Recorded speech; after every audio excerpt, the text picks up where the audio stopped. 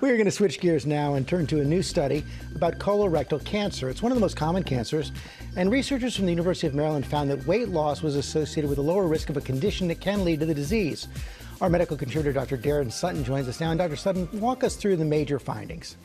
Good morning, George. So obesity has been long known to be a risk factor for the development of colorectal cancer, but the impact and association of weight loss is not really clear. Up until now, researchers from the University of Maryland have provided more insight into this. They evaluated over 17,000 men and women, and they looked at the association of weight changes with the development of something called colorectal adenomas.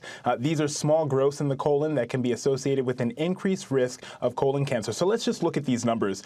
They found that weight loss in adulthood of approximately 1 pound over 5 years was associated with a 46% reduced risk of colorectal adenomas, and the results were particularly significant among the overweight and obese, data showing that the same amount of weight loss contributed to a 61% reduced risk in this group.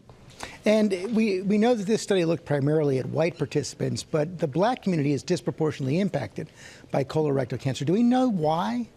You're absolutely correct. So black Americans are 20% more likely to receive a diagnosis of colorectal cancer, and when diagnosed, we're more likely to receive late-stage diagnosis, and we're 40% more likely to die of a diagnosis of colorectal cancer. I think the reasons are multifactorial. They include things such as genetic predispositions, which we need to put more investigation in, as well as barriers to accessing care and prohibitive costs to care, and lack of communication and issues in trust within the healthcare system. So what's your best advice on what people should do with this information?